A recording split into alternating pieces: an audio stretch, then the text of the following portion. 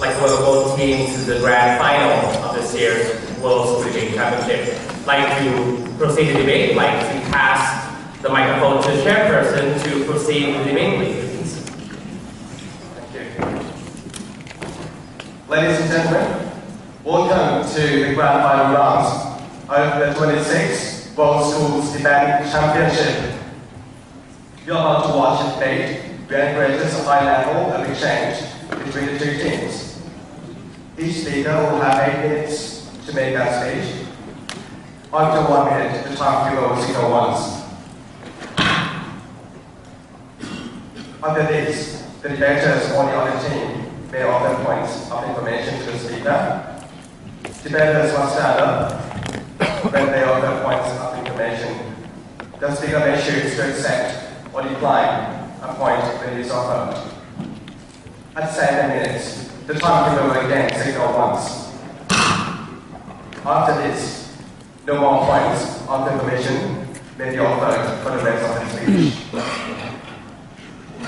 At 8 minutes, the time to go will make a double signal like this. After this, the speaker must conclude within a few seconds.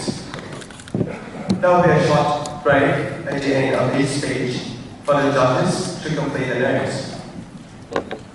After the 6 main speeches, each team will have the opportunity to make a 4-minute reply speech. This can be made by either the first or second speaker on each team. No points of information are allowed during these reply speeches. The opposition will make the reply speech first. Before the debate begins, I would like to remind you once again to switch off all mobile phones and antennas which might disturb the debaters. Should you usually re-enter the room for any reason during the debate, please wait until the end of the speech to do so. Finally, audience members should be aware that they might not participate in the main debate. However, there will be an opportunity to make comments after the judges have left the room at the end of the debate.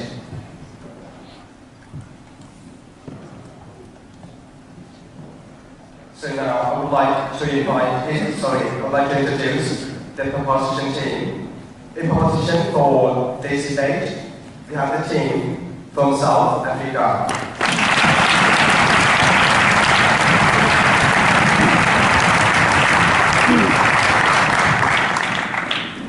The first speaker is Rachel Gardiner.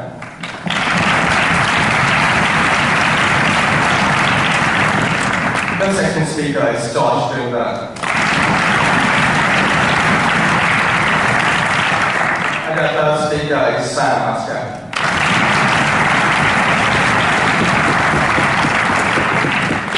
And in opposition, we have the team from England.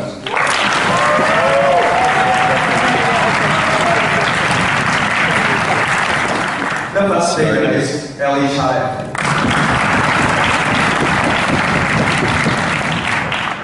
The second speaker is Sam Feinberg.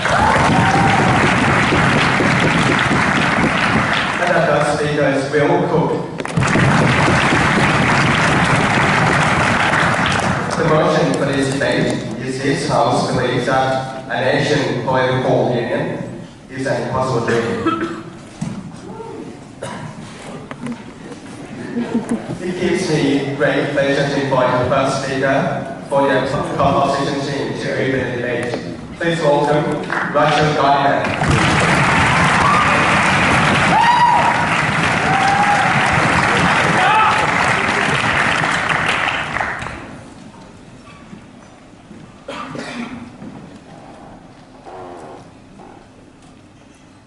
The ASEAN Secretariat is less than 1/20th the size of the African Union's.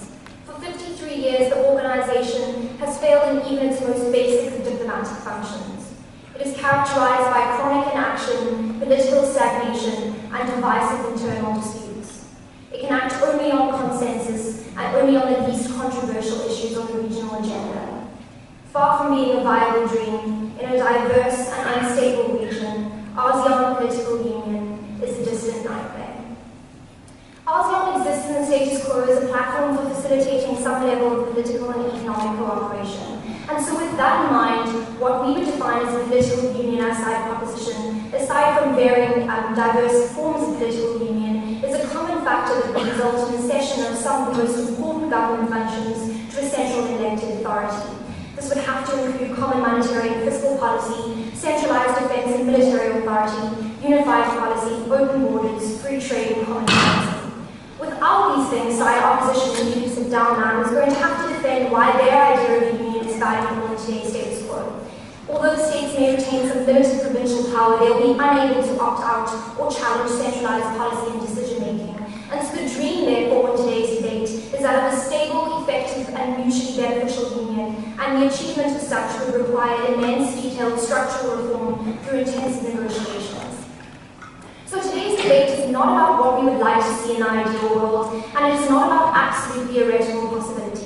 What we need to prove to you today as side proposition is that a political union is highly unlikely ever to be realized, and we will demonstrate that the political and economic realities render the creation of such a union near on impossible. Further, we will contend that this reality is unlikely to change in the foreseeable future, and what opposition needs to do is stand up today and convince you that there exists a real possibility of the creation of a meaningful union, and they also need to establish that if a union is possible, it could be a functional organization that lives up to that dream.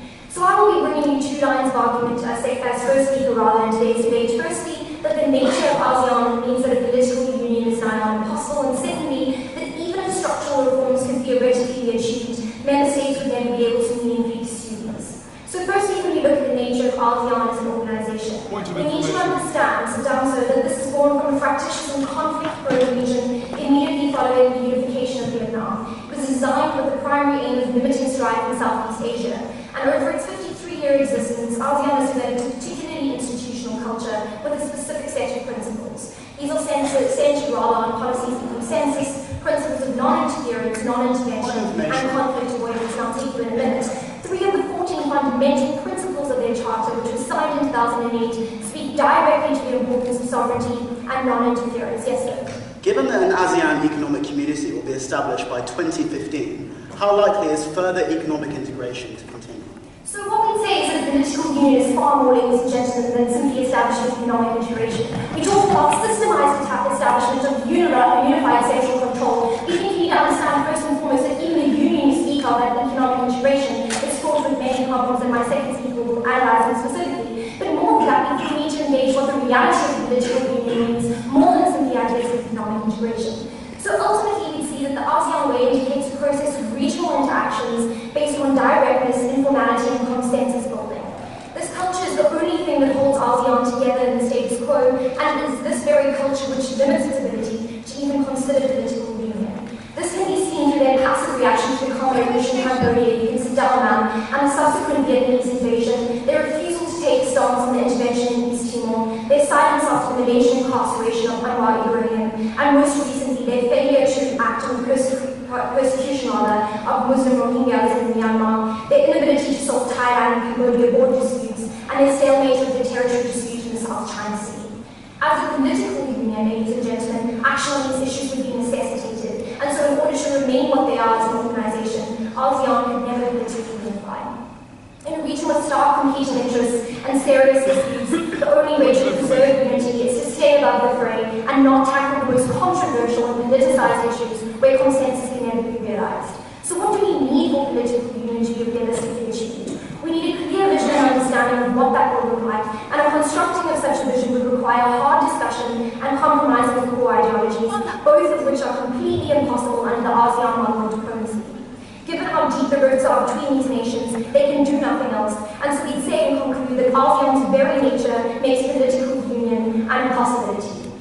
But even though they do not have these hardline discussions, let's have those for them in today's debate. And so the second point is going to be proving that the member states would never pursue political union as an ideal, even if the ASEAN Union was capable of the kind of massive structural reforms necessary to create a political union. And there's 4 reasons here. Firstly, meaningful political union requires the advent of constitutional democracy. The union itself will need to take the form of an elected regime with centralized parliament. That type of democratization does not yet exist in that region. So we would ask Team England how they suppose we break monarchies authoritarian regimes, theocracies, and constitutional democracies under one political union. But moreover, we believe that the region's authoritarian regimes will never allow centralized democratic authority to die from their hold on power. For example, one-party states in Singapore, Laos, and Cambodia. And secondly, the region itself is characterized by domestic and political instability, such as the unrest in Myanmar and the power fights in Thailand. These ideas about democracy are so varied. For example, we've got communist states as well as constitutional democracies. These fundamentally conflicted ideals are by definition inherently different ways of organizing society, and so without this alignment, we would never have a mechanism for top-down power. Secondly, with centralized military power and foreign policy, the political union would need to rise in common stances on disputes and tensions within the region. Because each member state has such a vested interest in the outcome of these disputes and an inherent mistrust of one another, they would be unwilling to lose control of common military power and unwilling to submit to such authority. Thirdly, we need to look at ideas of competing nationalisms and identities. The member states of ASEAN differ widely along ethnic and religious lines. For example, in Myanmar, which is a Buddhist state, we have persecution of Muslim minorities. But on the other hand, the Muslim state of Indonesia enacts Sharia law. We need to understand these entrenched differences that exist within the region. Secondly, territorial disputes such as those that of the South China Sea, the Thailand-Myanmar border disputes around the border, have entrenched nationalist narratives within each state, as each nation bases their territorial claim on a unique historical reality. This is a region, ladies and gentlemen, of strong nationalism, stark differences which is completely incompatible. Lastly, the member states of ASEAN exist on different levels of economic development with obvious imbalances between them. We look at, on the one hand, Singapore and Brunei, who have service-based economies with high per capita income. On the other hand, we have Cambodia and Laos, who have 100th of Singapore's annual GDP, as well as an agrarian economy. They need individually tailored economic policies. Their people want control of the policy mechanisms and will refuse to submit to centralized, blanket economic policy decisions.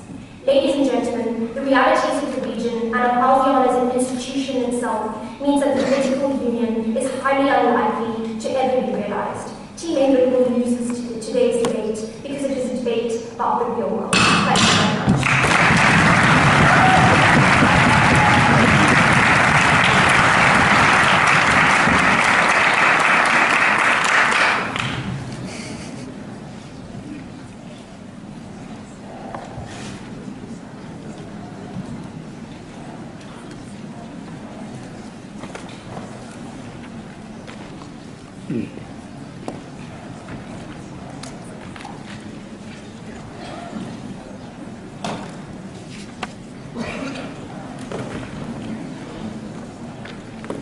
I'd like to first opposition speaker for her speech.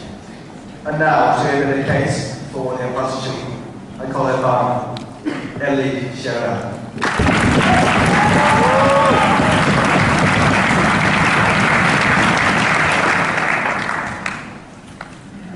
In a world where the map of the globe is increasingly marked by regional blocks, the context is right.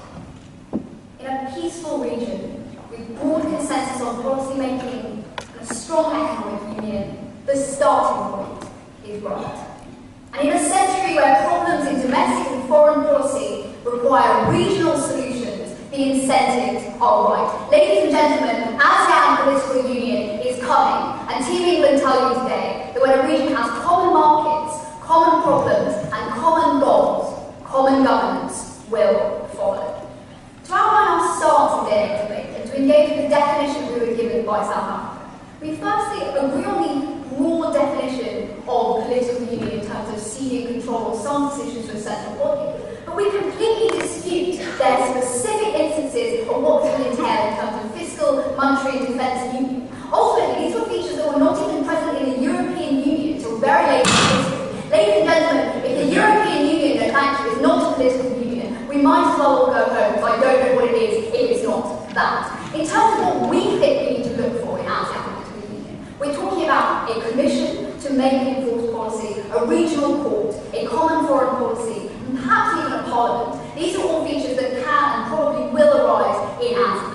In terms of impossible dream, we think the proposition has to accept that this is a high burden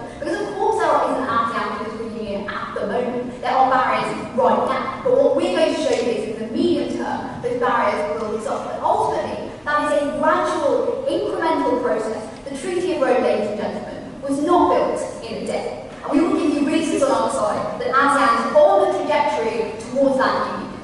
In my speech, I'm going to be looking at economic union and regional problems, and then Sam's going to be talking to you about foreign policy. First, some rebuttal. On the characterisation of what ASEAN is like right now, in terms of it being drawn out of a conflicted region, we simply dispute that this is true. There has not been a major conflict between ASEAN states since 2001, and disputes that have arisen in terms of border disputes have been resolved amicably.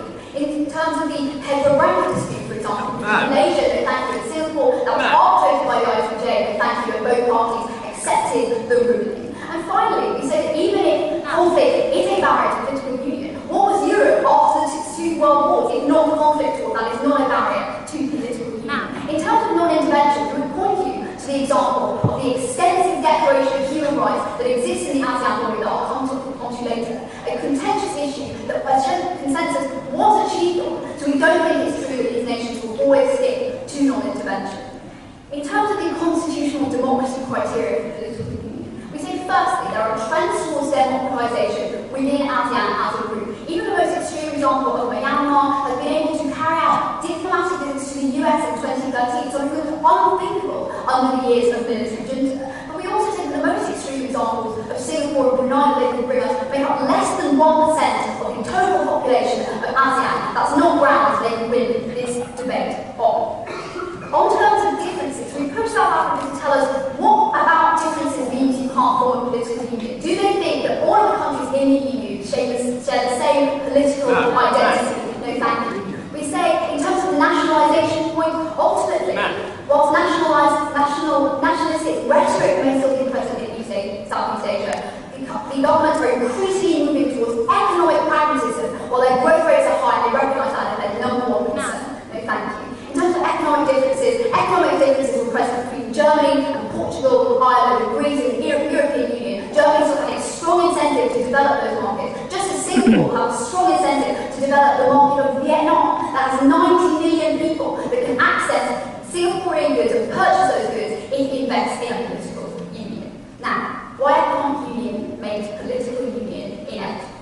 Economic union will happen in ASEAN. That's a fact that we brought up in a point of information about the ASEAN Economic Community in 2015 that will establish a common market, free movement of skilled labour, I'll take you in a second, and bring internal tariffs to zero. They conceded that this will happen in a point of information. Why does political union follow from that? Not only does the Asian Development Bank think that that is going to take till 2025, but the policy still allows for trade tariffs, still allows for people to not work freely in other countries. Your economic policy, which you're relying in this debate, does not stand. Yeah, thank you. The policy does try and bring trade tariffs down to zero. It allows free movement of skilled labour. That's a mischaracterisation of what the policy is trying to achieve. And even if it takes a little while, political union will still follow, therefore it is not an impossible dream. Okay, political union follows. Firstly, because once people in capital are thrown freely across borders, what happens in one country matters politically to the other members. We saw this in 1997 with the Thai currency crisis that affected all ASEAN members. As they grow closer economically, they will only care more about economic politics. That is the stimulus for political union. But secondly, we say that if you have a single market, without internal tariffs, you need to negotiate trade policy as a union. That is what ASEAN is already doing with China, India, Japan, Australia. And once you do that negotiation as a bloc, you have to start policy discussion within your own country.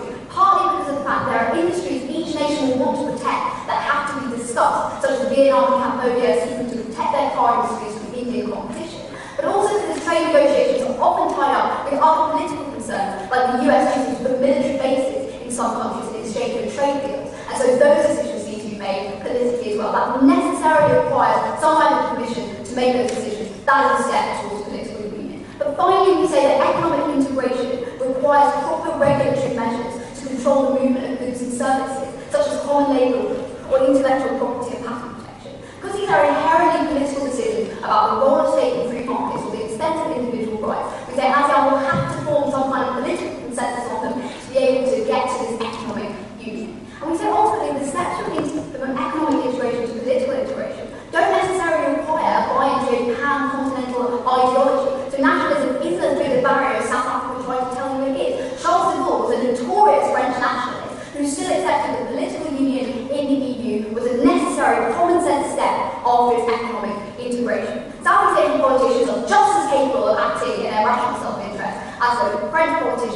20th century, we see no reason why they won't also follow the same common sense path. But secondly, the 21st century regional problems require regional solutions. This is because across the world, countries are realizing that regional problems need a coordinated response. And as the refugee flows from Myanmar or the haze pollution from Indonesian forests become more pressing problems, Southeast Asia will realize that too. And the problem is when you have continually multilateral agreements on zero-sum and single issue, you discourage nations from making concessions. That is why Indonesia cannot get signed up to ASEAN's treaty on transboundary haze pollution, because they don't see what's in it for them. When you set up a continuous network political cooperation framework, that allows mutually beneficial deals on multiple issues to occur. And furthermore, we say that Southeast Asia is in a prime position to do this sort of negotiation for the reasons I've already told you about it being so exceptionally peaceful for a region of the world that is actually quite highly militarized. For the reason of there being a precedent, the Declaration of Human Rights Charter, that contains rights not even in the UN Charter specific to Southeast Asia. ASEAN clearly has a vision for the continent, for the area, and a vision of how to implement that. That is enough consensus to stimulate development. When a region has common markets, common problems, and common goals, common governance will follow. We are proud of those.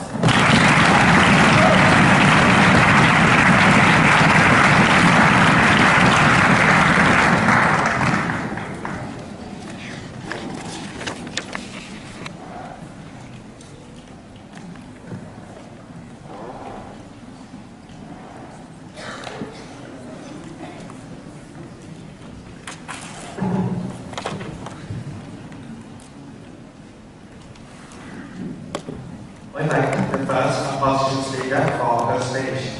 And now, to continue the text of opposition, I call upon Josh Rivera.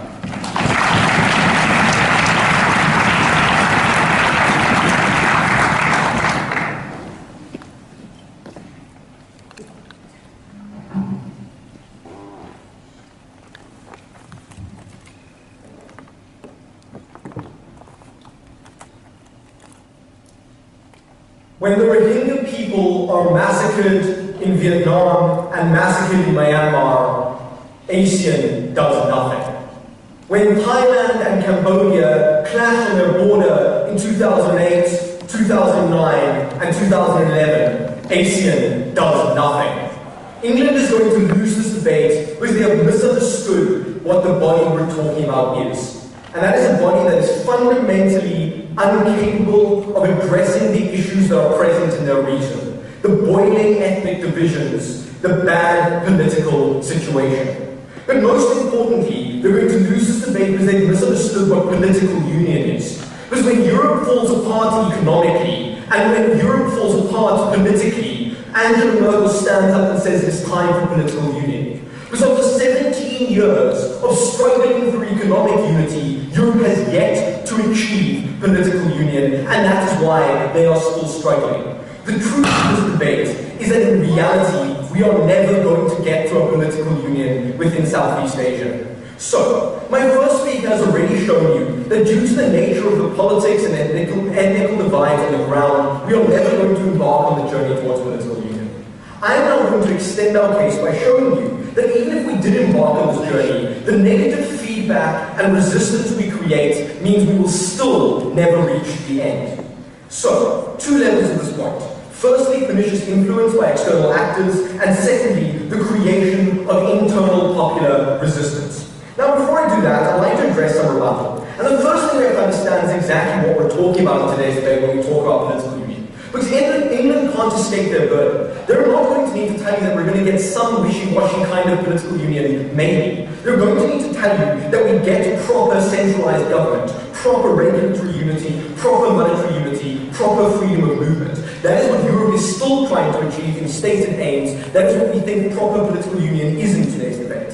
Secondly, they're going to need to show you that we're realistically going to achieve this kind of goal. Not just that we're moving towards it, not just that there's some incentives, but that realistically we think we're actually going to be able to achieve that political union. We're going to tell you that based on consistent problems that aren't going away, we don't think that we are. Now let's address what they haven't touched in today's debate. Because what we told you is that the Asian way, the only way that they've maintained their role as a body that has existed thus far in the region is through consensus, through lack of intervention. We tell you that in multiple regions regions and multiple tensions, they have done nothing. England responds by saying there hasn't been a meaningful conflict in Southeast Asia since 2004. Are they joking? We think there have been literally tens of examples where ASEAN has done nothing. They're going to have to engage in massacres and border disputes. But more importantly, we tell you that political union requires real hard decision-making. That you can't just faff on about military bases in some countries. That this is about how to decide a political union's functioning. It's about democratic systems. It's about justice systems. It's real hard decisions that are going to require compromise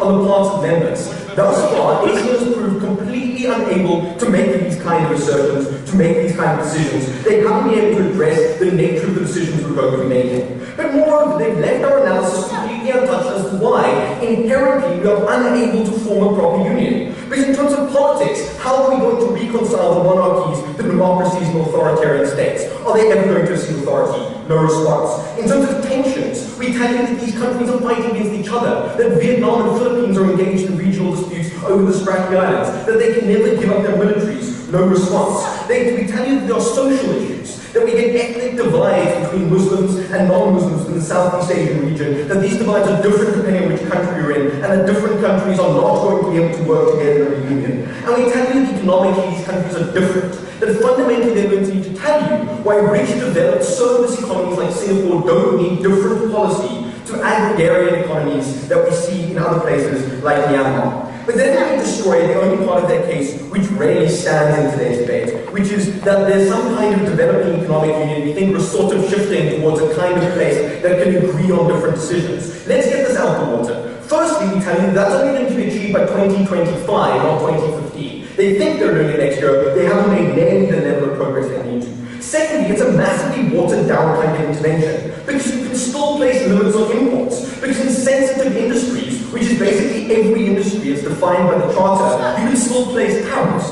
And just because some skilled workers work does not mean you're free movement. Because the point of a proper economic union is that everyone can move around and work together. We think until these kind of things are done, the Southeast Asian countries haven't achieved anything. But moreover, we tell you that this is a massive difference from a political union. That just because we're reaching some kind of consensus on economics does not mean that we can reach the kind of hard decisions which they haven't been able to engage with in today's debates. They're going to lose this debate based on that case. So now let me engage with my substantive points. And the first point is the massive influence of foreign powers and how those kind of countries are going to impact on our ability to form a political union. We tell you that both the United States and China are strongly against a political union within Southeast Asia. Why? Because they gain massively from asymmetric bilateral agreements. China doesn't want to be challenged on geopolitical and land issues and disputes. The USA prefers large influence of smaller actors so that it can advance its own interests in a business way and in a military placement sense. So we tell you that any rise of a union within Southeast Asia of these countries is going to be met with heavy opposition.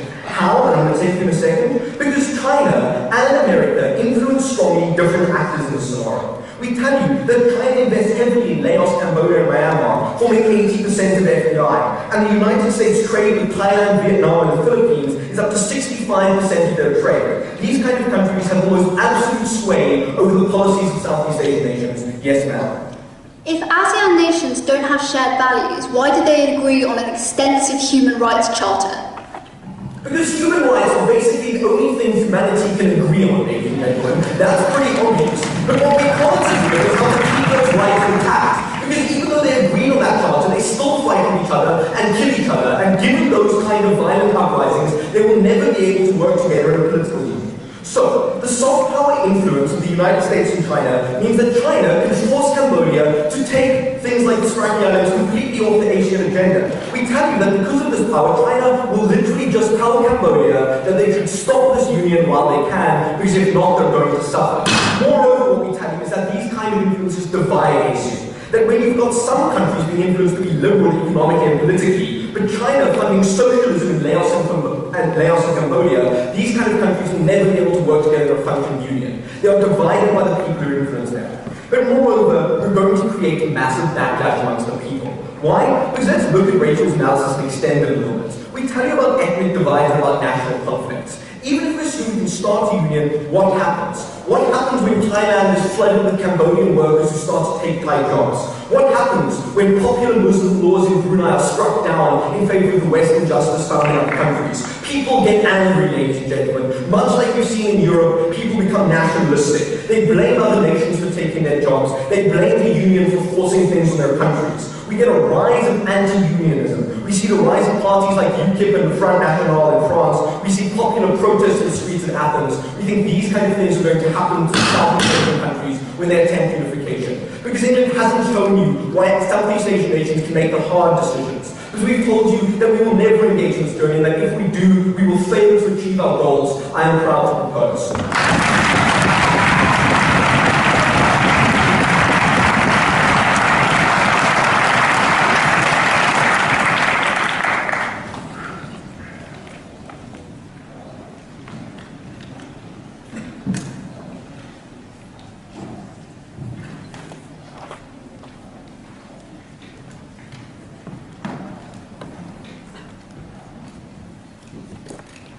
I thank the second proposition staker for this speech. And now to the request for the proposition, I call upon Sam Feinberg.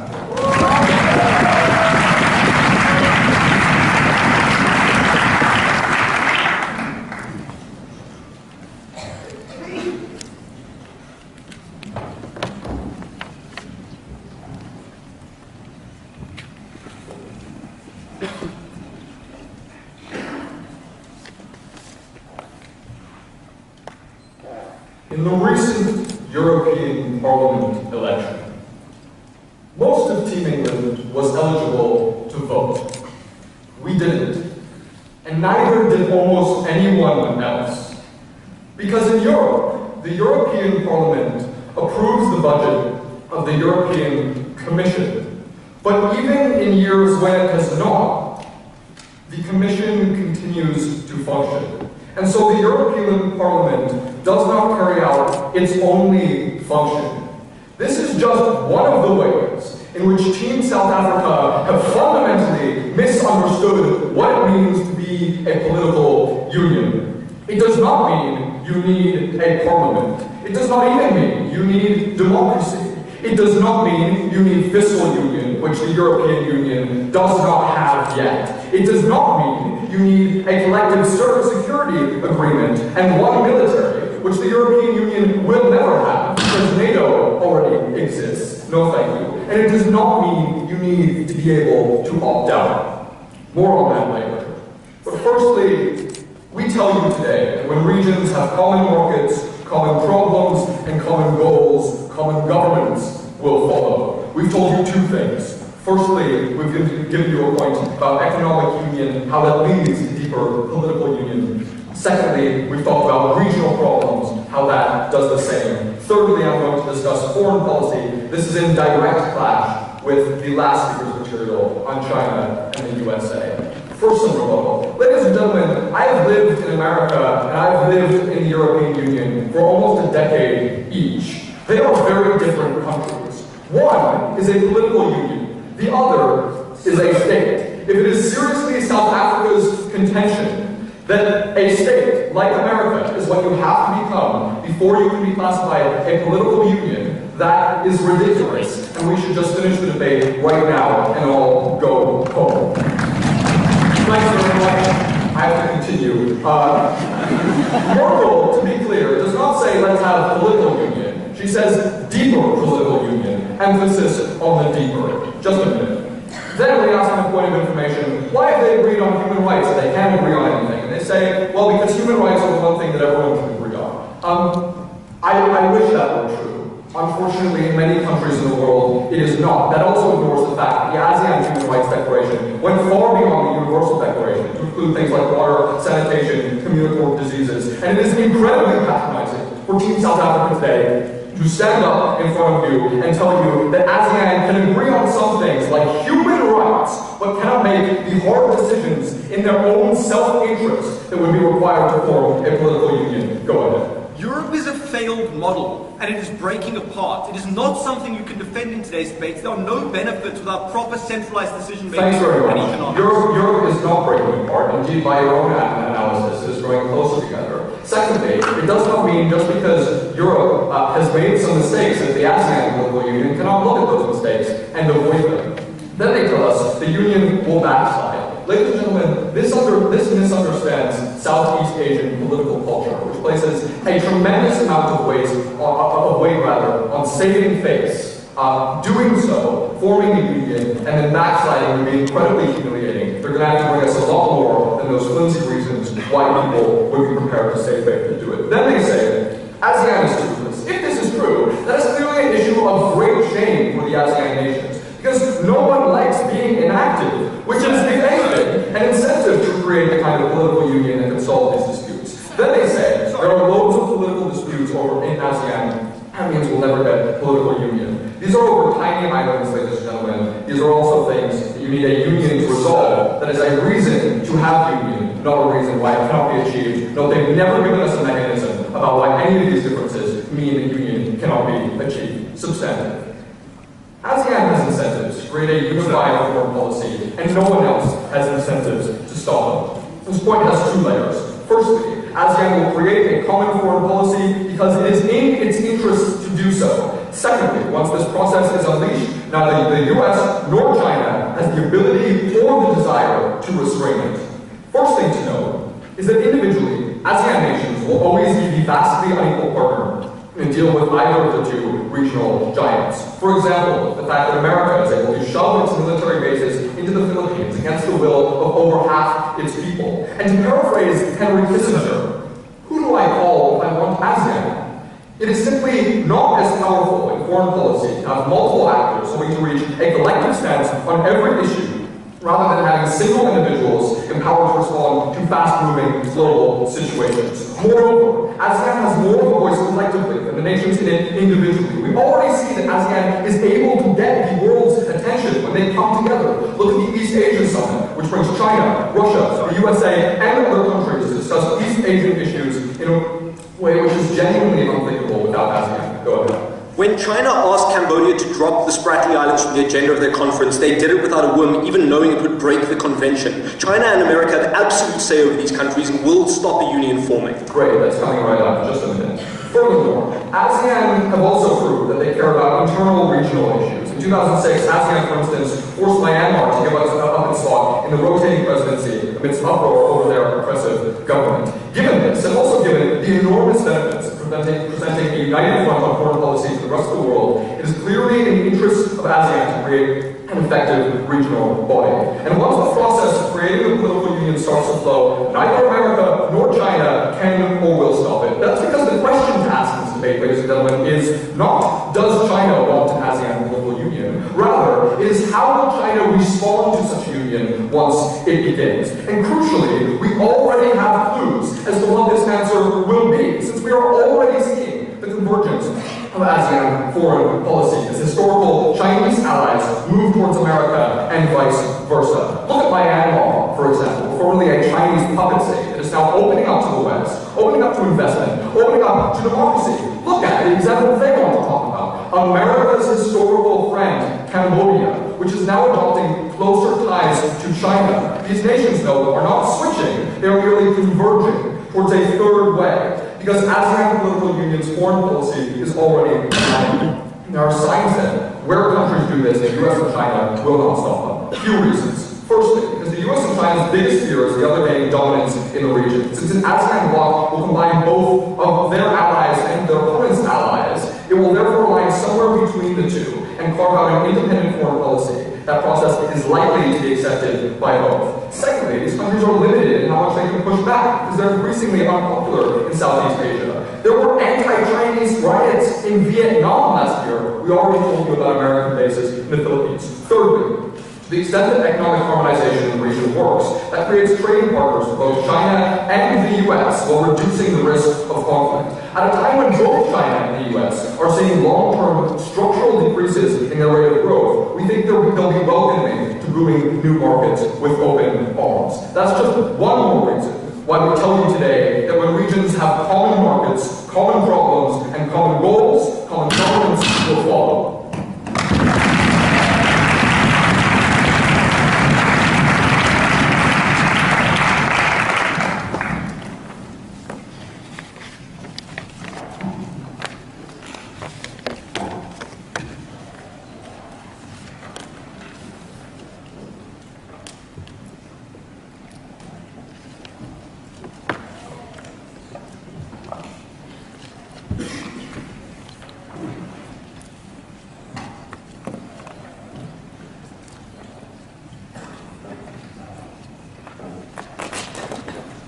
I thank the second opposition speaker on the stage. And now to do the case for the opposition I call upon. Sam Masker.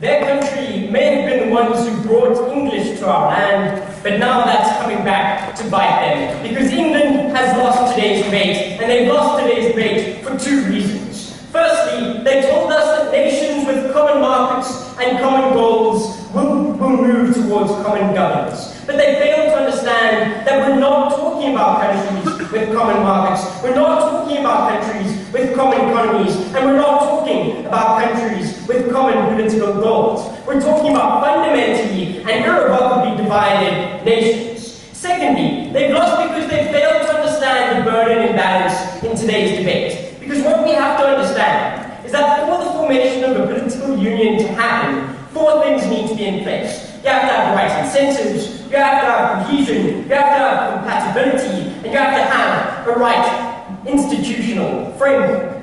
Opposition had to prove that there was a reasonable chance of all of those materializing in the future. Opposition had to show that at least one of those key necessary factors will not materialize in the future. That's why we've taken today's debate. But before moving on to my clashes for today, we first need to clarify what exactly a political union is, because England seems to misunderstand. England told us that a political union is something with a regional court, with a common foreign policy, and perhaps maybe a parliament. That's not a high enough threshold. That doesn't justify a political union. What we see is that a political union involves much more than that. It involves the devolution of certain key powers of government to a central authority. It involves the undermining of sovereignty to a certain extent. So now let's look at the clashes of today's debate. The four key prerequisites of incentives, cohesion, compatibility, and an institutional framework. So let's look firstly at the incentives to become a political union. So England told you that there are two types of incentives to become a political union. Firstly, they said that there are economic incentives for this move, because these countries can access the markets of each nation, they can protect against foreign competition, and they can allow for free movement between those nations. England has failed to understand that those aren't specific to a political union. Those are things which can and are being achieved with economic union, with greater economic integration, like the AEC plan that they spoke to us about today. That's what's allowing this kind of interstate market access. In fact, what we see is that there's an active economic disincentive to this kind of political union. Firstly, what we see is that these vastly different countries, which range from the very wealthy and service-based Singapore on the one hand, to the textiles and agriculture-based Cambodia on the other, need individually tailored fiscal and economic policy, something which any decent, rigorous definition of a political union would entail being undermined. More than that, what this would entail is mass migration between different countries. And given the fact that we're talking about a very unequal region, ranging from $1,500 GDP per person in Myanmar to $60,000 per person in Singapore, that's going to lead to a mass migration, mass flooding of those richer nations, such as Singapore, such as Brunei. They're not going to move for that. But secondly, England told us about political incentives. They say that these nations have the political incentive to come together so that they have a more cohesive and more powerful stance in their foreign policy. But what we see is that these nations don't even have a common foreign stance that they want to communicate. These nations are fundamentally divided about their stance on international issues, whether to turn towards greater ties with America, or whether to turn to greater ties with China. So they don't have that political cohesion that England asserted that is present. More than that, what we see is that there's an active political disincentive to this kind of formation of a union. Why? Because that would involve these leaders of the countries giving up certain functions of their governments, giving up certain aspects of their sovereignty, which these primarily autocratic leaders do value. But secondly, let's look at cohesion. So, firstly, in terms of conflicts between ASEAN nations, so opposition simply asserted that this is a cohesive region, this is a region that doesn't have tension and conflict. No, since 2000 we've seen 5 different nationalistic clashes. We've seen the Thailand-Cambodia border conflict, we've seen the Thailand-Myanmar border conflict. We've seen disputes in the South China Sea between the Philippines, Vietnam, Brunei, and Malaysia. We've seen Malaysia-Singapore disputes over the Petra Branca Islands. And we've seen clashes between Malaysia and Singapore over territorial disputes as well. That's just symptomatic, and it shows just how nationalistic this region has become. We're not talking about a cohesive region that can function together in a political union. The fact is that an economic integration works, but more than that would be rejected by these leaders. So, do British people and Romanian people share a common political identity? Well, yes, to a large extent they do, because the political differences between an English person and a Romanian are far less significant than the political differences between, for example, Malaysia, which is democracy, and Brunei, which is implementing Sharia law. What we see is that these are countries which have fundamentally different political systems, not just political outlooks. And when you have fundamentally different political systems, that would require whole-scale reforms before any kind of political union can even be considered. That's not going to be viable. That's something which in the future simply doesn't seem possible. We've got, for example, Brunei, which is a Sharia law. We've got Myanmar, which is a military dictatorship. We've got, for example, Thailand, which is currently under military rule. They would all have to transition to democracy for this to become apparent.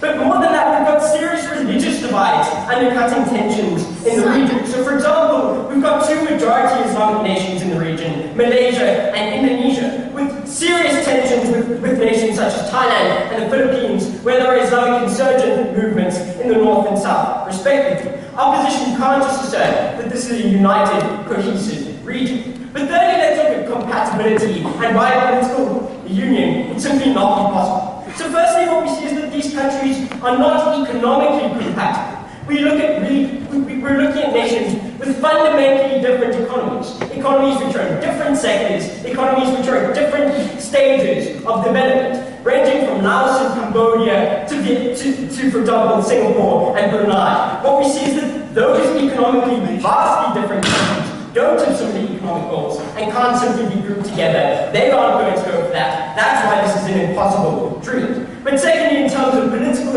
incompatibility, as we've talked to down the bench, these countries are fundamentally different, not just in terms of their political outlooks, but in terms of their political institutions. That would have to be fundamentally reformed. Those differences are seriously entrenched. But fourth, we say that the institutional framework is not present that would allow for this kind of political union to be established.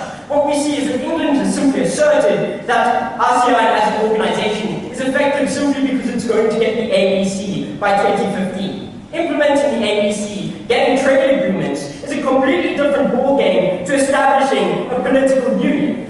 Over the past 50 years, ASEAN has displayed time and time again that its ethos of non-interventionism, its ethos of consensus building, simply is incompatible with making the hard decisions, the hard negotiations that would need to be involved in setting up any viable union. So because this isn't reasonably going to happen in our lifetimes or after, this House believes that an ASEAN political union is an impossible dream. Thank you.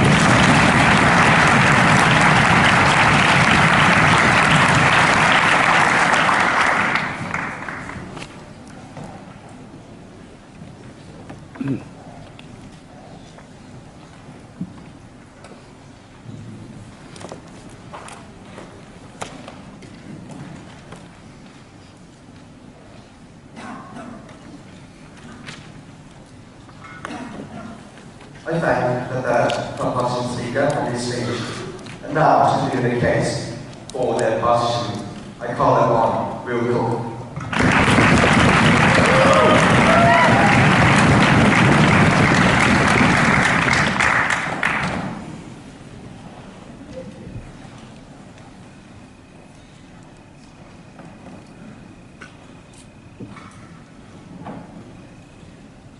The European Union is not a political union.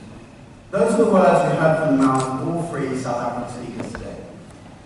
Ladies and gentlemen, from the definition that we got from this proposition team, it's unclear if they think a political union has ever existed in history or that one ever will exist in any of our lifetimes. They had a very high burden in this debate, and that burden was the word impossible, to show that this was something that fundamentally could not happen. And their response to that high burden was to set up an impossible straw man of political union that included things like a shared military, something which probably wouldn't come under anyone's definition of political union. Ultimately, they tried to dodge their burden in today's debate, and they tried to say that we had to prove some kind of absolute political union, when clearly we were not defending the motion. This House believes a United States of Asia is an impossible dream, ladies and gentlemen. Political union can happen without a military. It can happen without a fiscal union. It can even happen without a functioning parliament. And as soon as South Africa start recognising that, no thanks, we can start having real debates, ladies and gentlemen. That's why we come to you today under the team line. That when regions have common markets, common problems, and common goals, common governance will follow. 3 questions in this speech. Firstly, what is a political union? Secondly, what is stopping them from happening right now? Thirdly, what would stop it from working, even if it did happen? Firstly, what is political union? South Africa does not know what the words political union mean. This was not a debate about an absolute political union, because otherwise, as I mentioned, it would be a debate about a state where you had a central government, no thanks, where there were no borders within it, where you had one military, one budget, and one currency.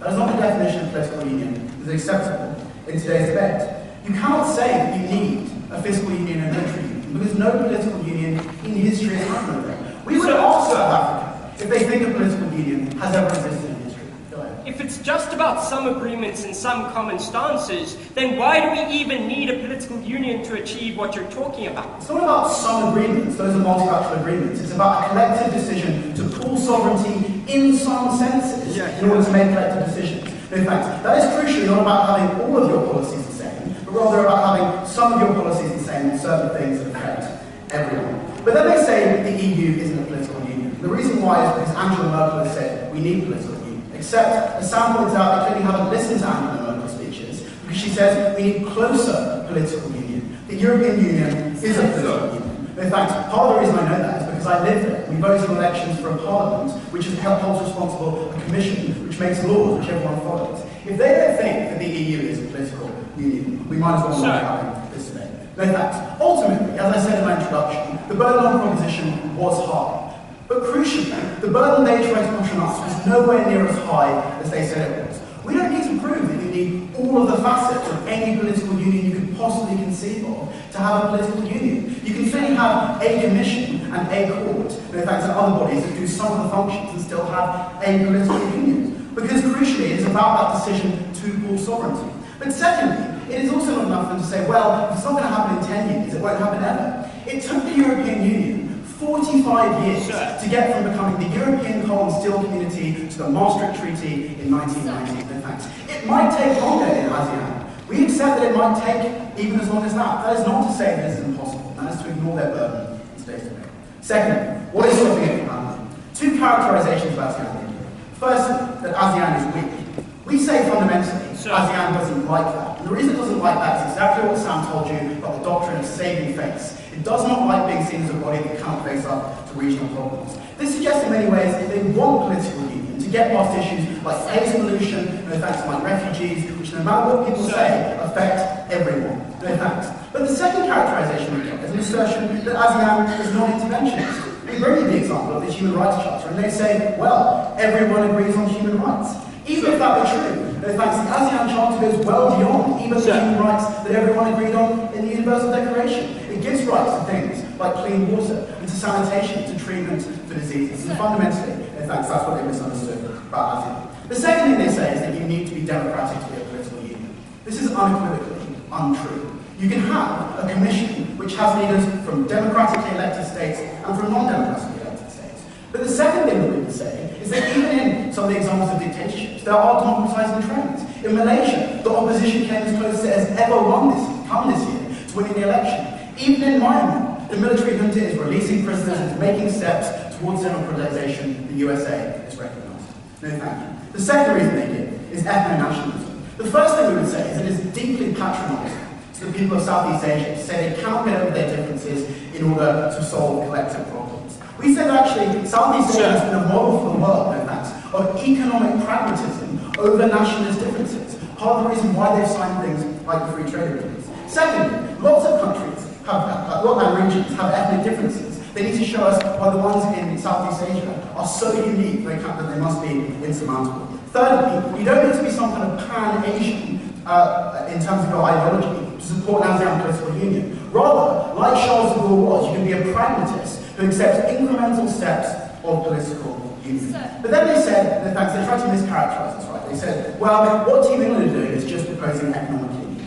The point is, we didn't just say economic union leads to political union. Ellie in her speech gave you three very carefully explained reasons about why incrementally, after you have economic union, you get political union. They said the euro is in crisis. In fact, what the euro has taught the world is that when you have a form of economic union, you need the corresponding form of political union, often to make that economic union work. In fact, we don't think ASEAN necessarily will have a monetary union very soon, but crucially, when the EU have a monetary union, they have now realised they need the corresponding political union to make that work. They ignored the analysis from that. But then they said, well, look at the disparities between these countries. Firstly, if we look at the EU, you see Romania, a country of $7,000 per capita GDP, and Luxembourg, a country of $108,000 per capita GDP. Economic disparities are not enough to stop these from functioning. Secondly, there are huge incentives for rich countries to work with poor countries, namely opening up a market of 90 million people to buy your goods. Thirdly, we say they misunderstand what political union is because they say, why does Singapore need the same policies as Laos? Crucially, it doesn't. That's why a political union doesn't mean you have all the same policies. Rather, they'll probably have similar policies on things like the environment, which affect them. Go ahead. Even if you would like to paint ASEAN as a hand-holding, kumbaya-listening organisation, that even your model of political union requires hardline decisions that they've historically proven that they are unable to make. It requires compromise, and it is patronising for you to say that ASEAN leaders cannot compromise because they are so blinkered by their ethno-nationalist leaders. That is the stance of side proposition in today's debate. They cannot simply solve collective regional problems in the way that people in Europe have, the way that people in South America are moving towards, because Southeast Asians are so uniquely incapable of overcoming their own problems. Thirdly, while we're at it, they say they can't work together, and point to the Thailand-Cambodia border dispute example. Note crucially, that was a border dispute resolved peacefully in the ICJ, an example of regional cooperation the rest of the world could do very well to look at. Secondly, they say, they have to democratise. I've already told you why it's untrue. But then secondly, they say, well, they like sovereignty. We say they might like sovereignty, but many of the issues they're facing are also sovereignty issues, because they're ones, like refugees, like pollution, that affect everyone. And the leaders are pragmatic enough to realise that they need sovereignty in order to do that. Finally, they talked about China and the USA. They reiterated their same analysis, ignoring Sam's analysis about why this forms a third way between those two countries, which both countries would see as a compromise. Ladies and gentlemen, South Africa don't understand political unions, they don't understand Asia, they don't understand the world. That's why they did today.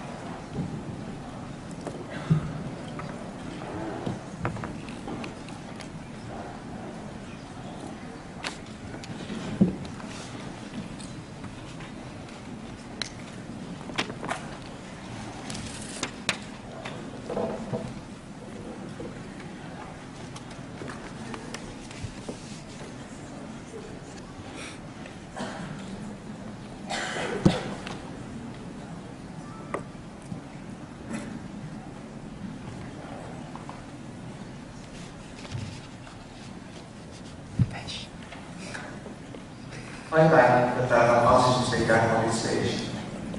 We now move to the teams 4 minute for the reply speeches. The opposition team will deliver their reply speech first. There are no points of information during reply speeches. On the 3 minutes, the timekeeper will signal once to let the speaker know they have 1 minute left. After 5 minutes, the timekeeper will signal to us.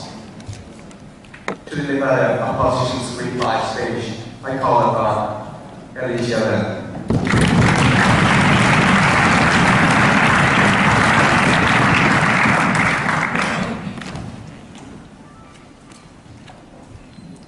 Ladies and gentlemen, Team England was never going to buy into a characterisation of Southeast Asia as riven with strife and childish politicians better suited than the 21st century. As a team from the world's foremost political union, we were never going to accept that the British people need to give up our military before we can really call the EU a political union. It was not our burden in today's debate to show that ASEAN political union was imminent, but we did show you why it is on the path to that union. And it's moving past every day the differences that South Africa wanted to throw at you. We are proud to tell you that when a region has common markets, common problems, and common goals, common governance will follow. We told you three things. Firstly, about economic union. Secondly, about regional problems. And finally, about foreign policy. In this reply, I'm going to be asking two questions. Firstly, what leads to a political union? And secondly, does ASEAN want political union?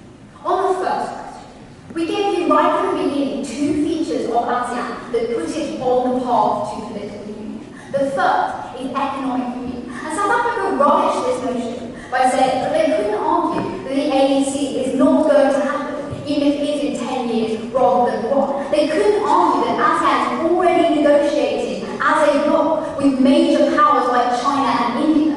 And then listed the actual steps in our analysis, which told you why it is that when you have a common market, you need to have a body to make policy about trade, about political questions, and why that inevitably leads to some kind of political union. The second thing we told you was about regional problems. And South Africa seems to think that these regional problems that require a coordinated response were either never going to be solved by those childish, squabbling nations, or that these problems would be solved by continual multilateral agreements. At that point, why wouldn't ASEAN just form a political union to formalise that framework and be able to solve these regional issues? In terms of what they told you, they firstly said a ridiculously high number of features in place for a union. And they told you that there were differences in Southeast Asia that meant that union would never come about. We told you that this is a very patronising view to take. Ethno-nationalism is declining in Southeast Asia as countries like Singapore, like Laos, one of the top 10 fastest growing economies in the world, are realising that economic pragmatism is where their priorities really lie. We told you that showing differences is not enough to show that political union cannot come about.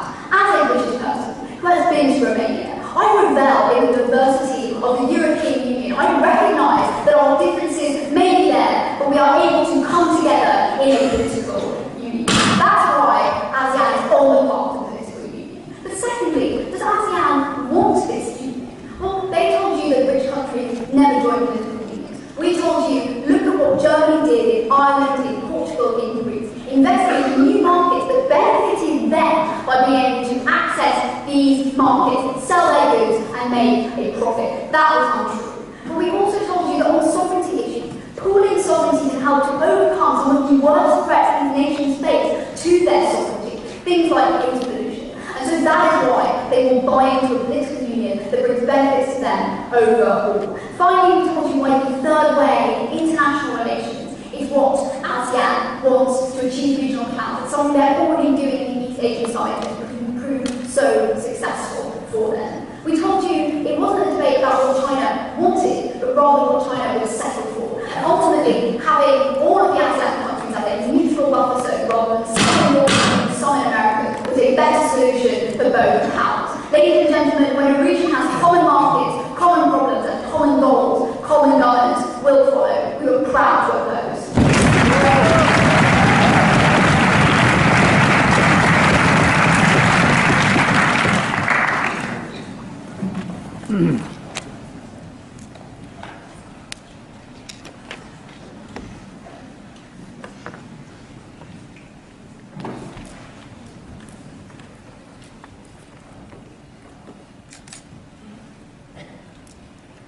And now, to conclude, the case of opposition and the debate as a whole, I call upon Josh Cooper.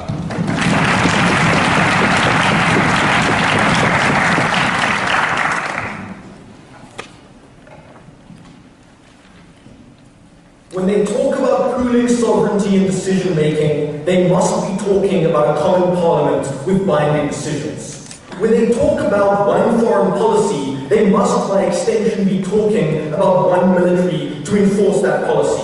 And when they talk about creating access to markets and resisting external competition, they must be talking about one currency and one fiscal policy. Because England has confused their burden. To get the benefits they claim that are motivating these kind of countries, they must be talking about what a political union really is. And that is what Europe is trying to do and what Europe has failed to do. Because we think Europe is the perfect example of heading down the right path and failing to get there. That Europe needs a proper parliament, a proper currency, and a proper set of regulatory controls. That is what we told you a political union was about in today's debate. Moreover, it's not about things that you can get with treaties. It's not about some agreements and some decision-making that arise when you just have to talk and sign on individual issues. It is about one union functioning together. Exactly what the United States did when it formed the United States of America. So, why are these kind of states not going to be able to form this kind of political union? And we give you 4 levels of analysis which has been flippantly rebutted and dismissed by England in today's debates. We tell you that these countries are politically different, that 7 out of 10 are not democracies, that Laos and Cambodia are socialist, that there's capitalism in Vietnam and authoritarianism in Brunei, that these kind of differences cannot be reconciled into one set of union, into one political decision-making body. We tell you that the situation is militarily tense, that conflicts between Thailand and Cambodia, Thailand and Myanmar, in the South China Sea, between Malaysia and Singapore, and between Malaysia and the Philippines are not things you can ignore, that this region is tense and fractious. Third, we tell you that these kind of countries are socially different, that unlike Europe, which tends to actually be fairly homogenous, here, some countries implement Sharia law, while others are specifically targeting Muslims and oppressing them, that these kind of differences can't be reconciled, that here, there is much more nationalism due to the conflict than anywhere else in the world. And most importantly, we tell you that these places are economically different. That it's not just about allowing trade, but about how to balance a fiscal policy in one parliament for a bunch of very different countries. We tell you that these kind of problems mean we cannot achieve political union. That when you're specifically talking about the ASEAN body, which is unable to intervene, which is showing that it is unwilling to make hard decisions except on light issues like the environment and on refugees, you are unable to reconcile these differences. But moreover, we tell you that England's model of economics first and then suddenly political integration later is fundamentally broken. Not only is there a problem that nation thinks it's going to achieve this next year, but that it actually thinks, or that actually think in reality it's going to take till 2025 just to get the basics of an economic union done. But moreover, the kind of economic union isn't the one that they need to defend. Because when Will stands up here and says that the euro has taught us that we need political union, we ask why Asia has then dropped a single currency from its economic agreement. Because it's a watered-down bill which proves that these countries will never be able to integrate properly. They haven't been able to show that we're ever going to get the economic association we need. But moreover, we tell you that there is a difference. Because after 17 years of economic integration and lots of Angela Merkel begging, Europe is still proven unable to create a proper political union. Why? Because we don't think that's the process. We don't think it just goes economic union, political union. When there are severe underlying problems, that kind of transition doesn't happen. But moreover, they didn't properly rebut analysis in this debate. Because we told you about growing internal resistance, never touched. We told you that China will never ever want this union to be and that there are not going to be some kind of middle ground actor. Ladies and gentlemen, on fundamental differences, because of a lack of ability to smooth these differences, we are not going to get a political union in Southeast Asia. I am proud to oppose.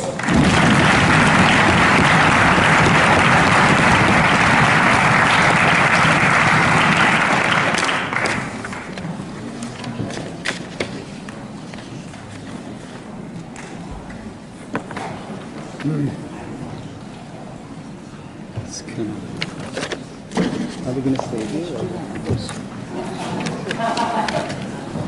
The ladies and gentlemen, the judge will now complete the mark sheets and then retire from the room to discuss the debate. The judges will return to announce the result of the debate. Please stay in this room until they do so. We will announce the result in this main hall in 5 minutes. So if you want to go to the toilet, please come back in 10 minutes. Thank you.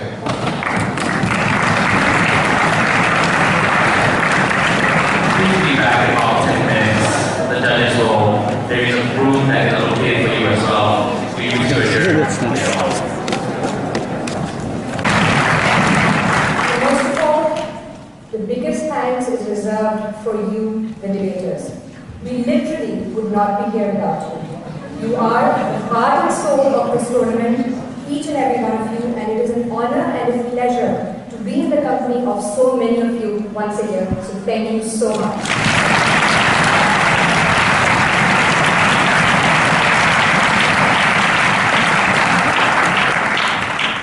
Okay, so now what everyone is waiting for. I will start by saying that we found this debate to be a very, not only a very stylistic one, but a very stylish one. We saw quite different styles, not only from both sides, but from within each speaker on both sides. And that is something that we don't always get to see in a debate. So in this case, I will unequivocally say that this was a debate with fantastic style on both sides, and for that we are grateful because that made the debate so much more interesting for us.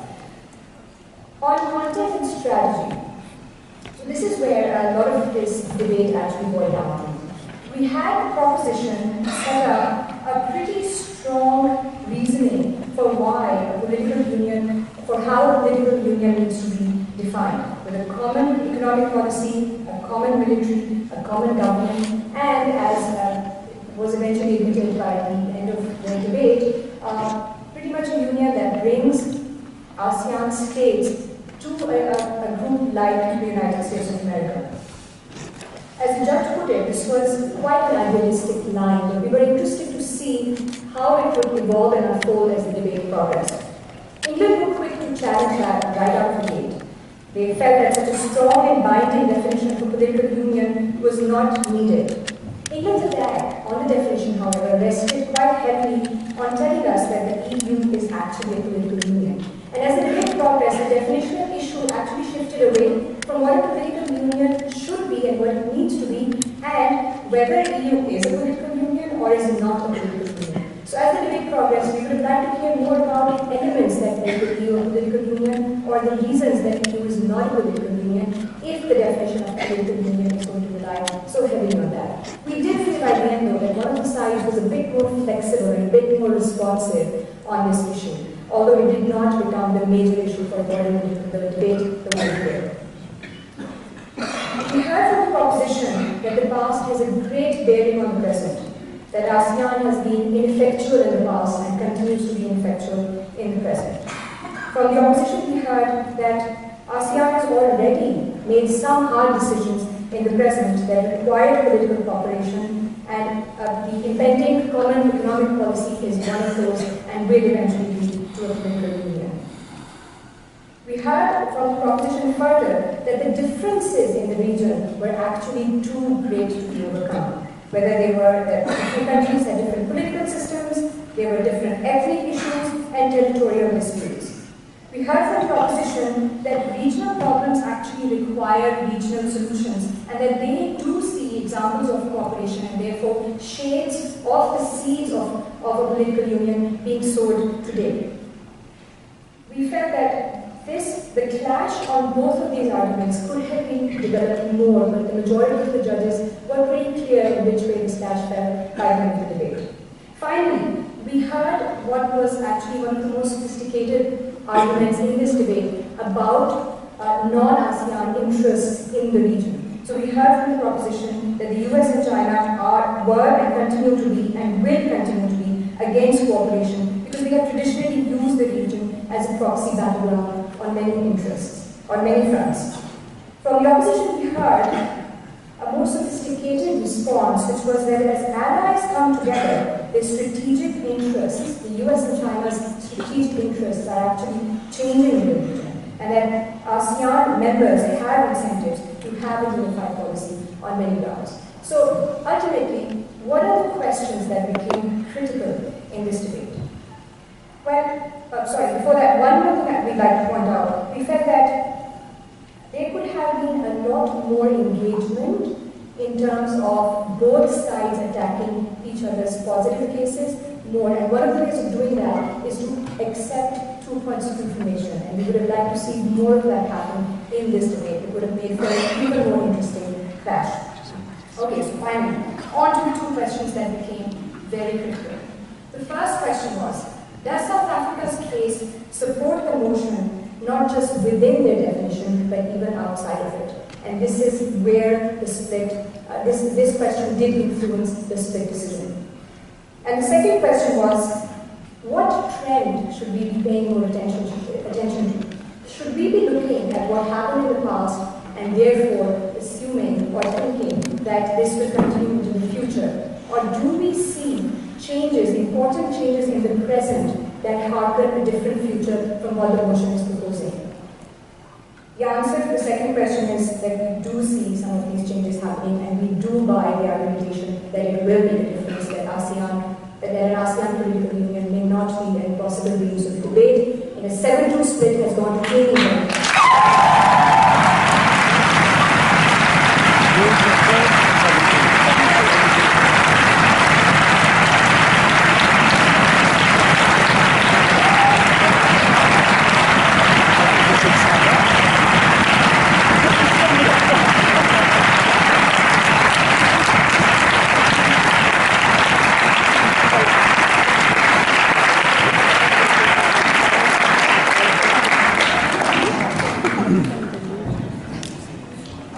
Ladies and gentlemen, I congratulate the winning team and would like to thank both teams for the debate.